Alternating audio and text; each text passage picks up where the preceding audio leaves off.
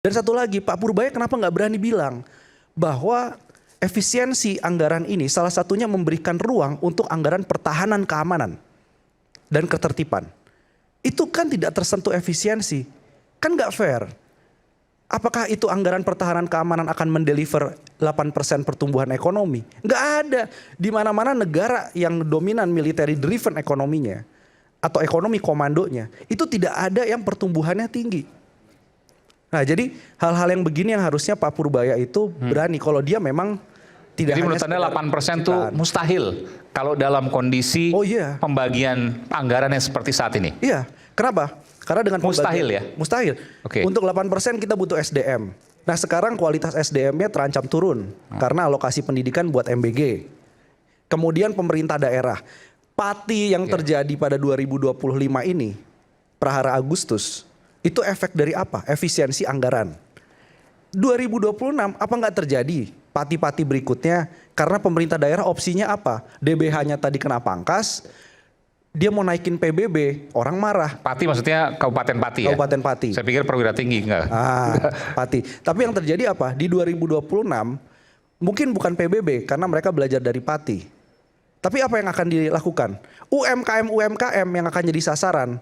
Pajak-pajak daerah untuk restoran, hotel dan lain-lain. Pajak opsen kendaraan bermotor. Itu seperti tadi yang dikeluhkan oleh Ibu tadi.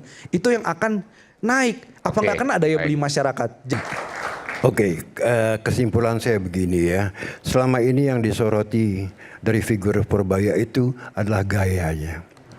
Sedangkan yang paling penting adalah polisinya. Ya kan, yang saya pertanyakan adalah kembali lagi policy apa yang ada di benak Pak Purbaya mengetahui bahwa ekonomi kita baik jangka pendek, menengah maupun panjang huge problem ya, terutama adalah kembali lagi kalau ngomong jangka panjang, problemnya itu bukan di demand bos. Kalau di demand kasih BLT selesai, itu short term. Tapi ini di supply side. Kita lihat bagaimana manufacturing sektor kita keep trending down dari 31% ke 18% zaman Soeharto. Ya. Nah ini adalah kembali lagi berarti investment is too short untuk mempertahankan manufacturing kita, ya kan ya. Nah yang kedua mengetahui bahwa long term problem seperti ini, apa sih polisi Purbaya untuk mengatasi long term problem ini. Nah saya usulkan kembali lagi, mau nggak mau kita harus melakukan satu radical move, yaitu pemotongan pajak. Saya nggak ekstrim langsung besok dipotong 5% misalnya seperti Pak Antoni bilang ya kan, tapi at least you have a political will untuk menurunkannya pelan-pelan. Yang langkah pertama turunkan PPN. Turunkan dulu ya kan. Nah menuju ke satu titik ya dengan tujuan satu memberikan space lebih besar ya kepada swasta melakukan ekonomi activity. Kenapa? Karena government failed. Ya kita udah tahu sejak reformasi government failed untuk mengangkat pertumbuhan ekonomi kita dari 5% ke even ke 6% ya. Jadi kita tidak akan bisa mengabsorb labor force kita kalau less dan 6,5%. Saya bisa tanya. Ya kan? Sekarang Pak Purbaya pakai jaket 8%. Itu maksudnya pertumbuhan ekonomi akan 8%. Anda percaya itu? Saya nggak percaya. Nggak akan bisa? Masa nggak akan bisa? Karena saya belum lihat polisinya apa. Saya lihat di sini ya. Ada sedikit tadi tepat dari WA dari Minister of Finance dikatakan dia bilang akan industrialisasi, akan digitalisasi, akan downstreaming, akan renewable energy. Ini kan tinggal ketik AI aja keluar, ya kan? Sekarang how to do it, to do that, ya kan? Ingat loh bos, setiap policy yang kita laksanakan jangan lupa banyak constraint-nya. Ya, ini yang orang sering lupa. Sama kayak kita bermimpi, oh saya akan liburan ke Paris ya kan. Tapi kalau Anda punya uang cuma 100.000, bagaimana Anda bisa ke Paris? Kan itu budget constraint ya. Sama polisi pun begitu ya kan. Sekarang begini aja, yang ada dan itu juga bukan domainnya Pak Purbaya. Ya kalau ngomong ke sana industrialisasi bukan domain dia, ya kan. Downstreaming bukan domain dia. Domain dia adalah fiscal policy. Ya kan, PBN, kalau BI itu menaikkan menurunkan suku bunga, ya kalau fiskal itu menaikkan menurunkan tax reform ini yang menjadi domain dia, ya kan. Jadi jangan terlalu banyak mau ini mau itu, ya kan, tanpa mengetahui kendalanya. Pertama, tadi saya bilang ada budget constraint, ada market constraint, ada governance constraint, ada labor market constraint, ada technological constraint. Anda sadar nggak sih bahwa Anda mengalami kendala-kendala ya sehingga Anda dengan gampangnya kita industrialisasi. Come on man. Yang terjadi sekarang adalah deindustrialisasi all over the world. Ya, you cannot compete with China. Even China is over investment. Ya, Anda mau bikin apa? Mobil nasional, ya? Ya bikin beca aja belum tentu laku. Ya kan, apalagi bikin mobil, kan begitu. Ya, jangan banyak bermimpi. Oleh karena itu, karena pemerintah kemauannya banyak, ya, nah semakin banyak uang yang diambil dari partikulir, dari swasta, dari business firm, dari kita consumer atau household, semakin ngawur proyek-proyek yang direncanakan, gitu loh ya. Contoh. Kemarin kan udah lihat ya, dari IKTP, IKN, ya, infrastruktur yang over, Kertajati, ya, segala macam. Ini karena mereka berpikir, wow, we have the money, ya kan ya. Oleh karena itu, the smaller the government is, semakin kecil government, semakin bagus. Artinya semakin besar peran swasta. Nah, yang saya pertanyakan sekarang itu yang paling urgent. Yang kedua, yang within reach, ya, yang ada di dalam jangkauan kita itu tidak dikerjakan. Kenapa? Saya bilang, yang paling gampang dikerjakan dalam kontrol kita itu membenahi BUMN, bos. Karena apa? Output BUMN itu lebih dari 30% loh terhadap GDP kita. Ini kok nggak difokuskan, malah mimpi mau downstreaming, hilirisasi dan segala macam. Itu a dream. Sekarang yang ada di depan mata Anda kok Anda tidak kerjakan. Yang kedua, ya, debirokratisasi. Birokrasi kita ini udah terlalu gemuk, bos. Saya kasih contoh, ya. Setiap kabupaten, bos, kalau kita ngomong daerah, jangan pusat dulu, ya. Itu punya SKPD, ya, Satuan Kerja OPD sekarang namanya. Namanya? OPD sekarang. OPD sekarang, ya. Dan satu kabupaten setahu saya bisa punya 25, 26 sampai 30 ya, kepala dinas lah, ya, kurang lebih. Ya. Dan saya tidak ngerti kerjanya apa setiap hari. Ini kan redundant labor. Ya kan, ini kan kalau mau ngomong, kepala daerah, Anda harus berhemat, ya harus dikasih guiding dong, apa yang dia harus dihematkan, ya seperti ini ya. Belum lagi di pusat kita lihat ya, bagaimana itu 108 wakil menteri, ini udah kegilaan. Dan bukan cuma masalah pemborosan anggaran, tapi juga masalahnya semakin gemuk birokrasi, semakin sulit untuk berjalan. Baik. Gitulah, bos, ya. Baik. Nah, saya pengen denger ya kiat-kiatnya. Saya tidak peduli Pak Purbaya mau bergaya koboi atau tidak koboi atau santri gitu kan ya. Yang penting buat saya sebagai ekonom, policy Anda apa? Kita debat. Oke, baik. Baik. Ditunggu kebijakannya. Nanti Bung, saya ke Bung Refli dulu. Iya, satu saja kalau saya ya. Bagaimana Menteri Keuangan ini mampu menolak intervensi politik, saya kira. Dengan professional judgment, karena kadang-kadang kan membuat sebuah kebijakan yang menyesuaikan dengan kepentingan-kepentingan politik yang ada. Apalagi misalnya kepentingan politik itu populer sifatnya. Nah, ini jangan sampai terjadi menolak kelompok-kelompok masyarakat atau kelompok-kelompok swasta, tapi kemudian mengentertain kepentingan-kepentingan politik penguasa tingkat tinggi yang menyedot banyak anggaran. Saya kira itu saja. Makasih. Oke, baik. Silakan. Iya. Pesan kuat tadi dari Bung Refli. Iya, saya tuh beberapa minggu terakhir tuh dikunjungi beberapa mahasiswa. Jadi mereka mengeluh. Sebagian itu sudah selesai ospek kemarin, hampir tidak lanjut. Kenapa? Karena kartu Indonesia Pintar kuliahnya itu kena efisiensi anggaran. Jadi kampus-kampus ini sebagian... Berapa orang yang datang itu? Itu mereka mewakili 50 orang. Oke, di satu kampus itu? Salah satu kampus negeri. Luar biasa itu. Ya. Keluhnya adalah negeri di Yogyakarta. Nah, itu kemudian mereka cerita bahwa efisiensi itu sekarang nyata hadir di meja makan efisiensinya. Bukan pertumbuhan 8% hadir di meja makan, tapi efisiensinya hadir di meja makan. Nah, mereka itu akhirnya terancam putus kuliah? Oh iya, jelas.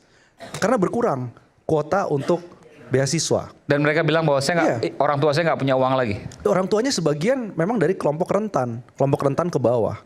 Jadi artinya mereka bergantung pada beasiswa dan itu kena.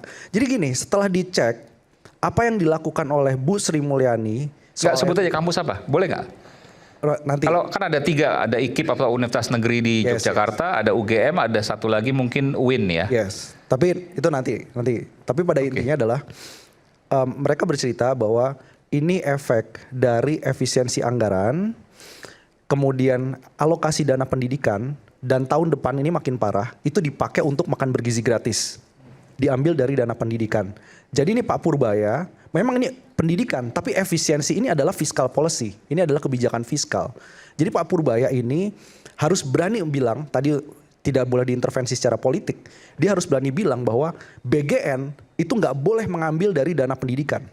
Karena ini akan mengancam masa depan banyak sekali guru-guru. Kita dapat cerita juga dari beberapa guru yang ada di Nusa Tenggara Timur. Itu akhirnya tidak mampu membeli bensin untuk ke sekolah, itu karena efek dari efisiensi dalam anggaran pendidikan. Jadi ini efeknya sudah terasa. Nah jadi kalau tahun depan anggaran pendidikan kita keluarkan makan bergizi gratis dari anggaran pendidikan, itu turun tajam anggaran pendidikan. Itu nggak 20% lagi dari APBN. Nah ini ada di radar siapa? Ini ada di radarnya Pak Purbaya. Kalau memang dia serius. Kalau kita lihat so far, efisiensi dari Bu Sri Mulyani kemudian ke Purbaya, itu nggak ada bedanya. Jadi seolah, oh ada defisit yang diperlebar karena fiskalnya agresif. Enggak. Jadi kalau saya ngelihat Pak Purbaya itu masih dalam bayang-bayang. Bukan bayang-bayang. School of thought-nya itu masih sayap kanan. Jadi diagramnya kanan. Tapi diagram kanan yang berbeda dengan Bu Sri Mulyani, dia fiskal disiplin, ini agak sedikit longgar, tapi efisiensi atau austerity program, nggak berubah. Penghematannya nggak berubah. Okay. Dan satu lagi, Pak Purbaya kenapa nggak berani bilang bahwa efisiensi anggaran ini salah satunya memberikan ruang untuk anggaran pertahanan keamanan dan ketertiban. Itu kan tidak tersentuh efisiensi. Kan nggak fair. Apakah itu anggaran pertahanan keamanan akan mendeliver 8% pertumbuhan ekonomi? Nggak ada. Di mana-mana negara yang dominan military driven ekonominya atau ekonomi komandonya, itu tidak ada yang pertumbuhannya tinggi. Nah jadi hal-hal yang begini yang harusnya Pak Purbaya itu berani. Kalau dia memang tidak. Jadi menurut Anda 8% itu mustahil kalau dalam kondisi pembagian anggaran yang seperti saat ini? Iya. Kenapa? Karena dengan mustahil ya? Mustahil. Okay. Untuk 8% kita butuh SDM. Nah sekarang kualitas SDM-nya terancam turun karena alokasi pendidikan buat MBG. Kemudian pemerintah daerah. Pati yang terjadi pada 2025 ini, Prahara Agustus, itu efek dari apa? Efisiensi anggaran.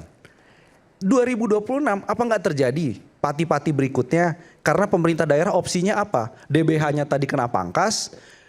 Dia mau naikin PBB, orang marah. Pati maksudnya Kabupaten Pati ya? Kabupaten Pati. Saya pikir perwira tinggi, enggak? Pati. Tapi yang terjadi apa? Di 2026, mungkin bukan PBB, karena mereka belajar dari Pati. Tapi apa yang akan dilakukan? UMKM yang akan jadi sasaran. Pajak-pajak daerah untuk restoran, hotel, dan lain-lain. Pajak obsen kendaraan bermotor, itu seperti tadi yang dikeluhkan oleh Ibu tadi. Itu yang akan naik. Apa nggak kena daya beli masyarakat? Jadi fiskal policy-nya ini Pak Purbaya harus mulai melihat kalau dia mau beda jangan beda tanggung-tanggung gitu loh. Radical change tadi atau risetnya itu harus clear. Baik. Itu. Baik, terima kasih. Luar biasa. Saya ke Bung Ferdinand, silakan. Terima kasih Bung Aiman. Saya tidak banyak-banyak, saya hanya mau menagih saja sebetulnya. Sedikit saja dari Pak Purbaya supaya kita bisa tepuk tangan yang benar untuk beliau. Contoh seminggu setelah beliau menjabat bilang ada 60 triliun tunggakan pajak dari 200-an perusahaan sampai sekarang juga. Waktu itu beliau bilang seminggu harus bayar. Kalau enggak, tapi sampai sekarang sudah mau sebulan lebih. Enggak jelas juga nasibnya. Jadi kalau bisa, ya itu tagih dulu lah, tunjukkan. Nanti saya akan tepuk tangan paling terbesar untuk Pak Purbaya kalau itu ditagih. Ya, sama kebijakan-kebijakan yang selalu sindiran-sindiran yang disampaikan, implementasikanlah dalam kebijakan. Jangan hanya bicara, tapi implementasi dalam polisi kebijakan tidak dilakukan. Itu yang saya mau sampaikan ke Pak Purbaya supaya dilakukan. Kalau itu dilakukan, saya percaya rakyat ini pasti akan mendudukan dan saya pasti akan tepuk tangan untuk beliau. Tapi kalau sampai sekarang saya masih mengatakan Purbaya masih sebatas lucu-lucuan saja. Tapi saya salut dengan Anda. Di antara semua yang mendukung Pak Purbaya, Anda berani untuk menyuarakan yang berbeda sehingga wajah Anda terpampang di hampir semua media sosial. Karena saya ingin kekritisan masyarakat generasi muda kita itu tetap terpelihara. Karena tadi kalau videonya Pak Purbaya, terima kasih dukungannya Gen Z, kita akan kaya raya sama-sama. Waduh, ngeri sekali. Kalau nggak kaya nanti bagaimana mereka kalau menuntut Purbaya? Kan itu nasibnya. Bung Tova, silakan. Baik, dari semua narasumber saya bisa menyimpulkan sedikit, meskipun kurang satu ya. Rata-rata banyak harapan ya, berharap kepada Pak Purbaya untuk memperbaiki keadaan, untuk mengubah yang dari kebiasaan ataupun stereotip Kementerian Keuangan yang lama maupun pejabat lain yang kita tahu menjadi lebih baik. Setidaknya ini harapan-harapan yang saya dengar tadi. Yang kedua, ini kembali ke soal gaya. Ini meskipun sederhana, tapi ini penting. Saya nggak ingin lagi mendengar misalkan ada menteri senior mengatakan saya harap kalian membayar pajak, kalau nggak membayar pajak akan saya persulit hidup kalian. Oh, ini ngeri sekali. Jadi maksudnya diksi-diksi atau gaya seperti ini mungkin harus segera dihapus dan digantikan dengan gaya kegenzetan Pak Purbaya. Di media sosial beliau sudah menjadi harapan banyak orang dan ini tolong betul-betul dijaga. Semua orang bisa mengawali dengan baik, semua orang bisa mengawali dengan jelek, tapi Pak Purbaya bisa mengawali dengan baik. Setidaknya masyarakat mulai suka dari awal, dan kalau dalam agama saya ada hadis, innamal a'malu bikhawatim. Sebenarnya bukan awal yang dinilai, tapi akhirnya. Oke. Jadi kita jangan baru 100 hari kita sudah mencaci maki dia, wah ini hanya gaya-gayaan aja. Belum, karena amalan atau kerjaan suatu karya itu dinilai di akhirnya. Kalau awalnya baik belum tentu akhirnya baik. Awalnya buruk mungkin awalnya jadi lebih buruk. Tapi beliau berhasil mengawali dengan baik, disukai banyak orang. Setidaknya tidak kontroversi itu ada ya karena memang biasa namanya barang baru. Ini barang baru pasti kontroversi. Tapi saya yakin kontroversi beliau kontroversi positif. Artinya ya semoga seperti ini ditiru oleh pejabat lain karena dia berani mengkritik sesama pejabat di kementerian, itu belum pernah ada. Biasanya pejabat lama itu bahasanya seragam, yes man, nah, tapi beliau ini insya Allah menjadi ya the right man on right place. Jadi memang betul pejabat yang baik. Terima kasih. Baik. Terakhir Bung Boyamin silakan. Satu challenge untuk masyarakat, saya minta untuk daftar koperasi Merah Putih, koperasi desa. Kalau nggak warga desa nggak bisa dong. Sistem online bisa. Enggak, tapi kan harus di warga justru desa itu kelihatan. Kalau kan di Jakarta nggak ada desa. Oh, ada desa di Pulauan Seribu. Ini ternyata ada barusannya teman saya minta challenge itu. Ya dia daftar online, dia sendiri ternyata ya, anggotanya. Jadi kalau di daftar online cuma satu orang. Iya, anggotanya satu orang. Di mana desa itu? Desa atau kabupatennya mungkin. Ada Pucungnya, desa Pucung. Ya. Ya, itu hanya satu orang. Bagaimana uang 3 miliar mau digontor-gontorkan kalau anggotanya satu orang, itu pun karena challenge gitu loh. Berarti yang lain enggak ada anggotanya. Gitu loh. Justru itu yang pertama. Kedua, kepala desa ini rata-rata berakhir jabatannya setahun 2 tahun ke depan. Dia enggak mau berkelahi dengan masyarakatnya yang jualan ini itu dan takut tidak terpilih, maka ya nggak ada yang di Jawa loh ya, itu koperasi ini rata-rata nggak jalan di desa-desa karena kepala desanya nggak mau berkelahi dengan rakyatnya yang jualan telur dan jualan lain-lain itu. Jadi ini saya hanya peduli bahwa duit ini jangan mubazir dan karena euforia politik seakan-akan ini untuk rakyat tapi sebenarnya malah merugikan negara banyak gitu. Itu yang challenge-nya aja. Terus kaitannya dengan ini tugas-tugas Pak Purbaya, Kortek yang kemarin bermasalah harus diurusi. Kalau korupsi ya dibongkar aja. Gitu loh. Terus kedua, ada kemarin minyak goreng langka mahal itu kan ada istilah pusat logistik berikat. Yang harusnya itu dari CPO menjadi setengah minyak goreng, ada fungsi ekonomi, tapi ternyata digelontorkan aja. Dijual sehingga keluar utuh CPO aja. Iya, ini betul. juga PR diberesin. Iya. Terus cukai tadi yang tahun 2011-2015 itu ada bahkan temuan BPK-nya yang saya akan serahkan nanti, itu yang kemarin.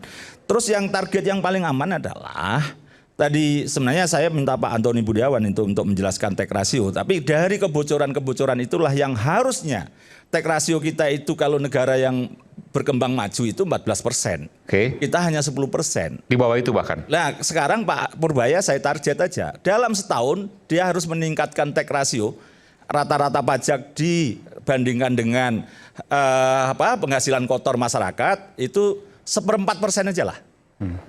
Jadi 4 tahun dia akan dapat 2%. Oke. 2% itu udah 2.000 triliun. Oke. Sudah mendekati APBN kita yang 3.000 triliun. Mampu nggak itu? Kalau nggak mampu ya omong kosong semua teman-teman ini. Masih. Saatnya Gen Z tentukan arah. Dialog inspiratif bersama narasumber terkemuka. Generasi muda melek finansial di era digital. Workshop beauty class. Audisi calon jurnalis muda iNews. Live stage performance musisi tanah air. iNews Media Group Campus Connect 28 dan 29 Oktober 2025. Connecting Ideas, Inspiring Future.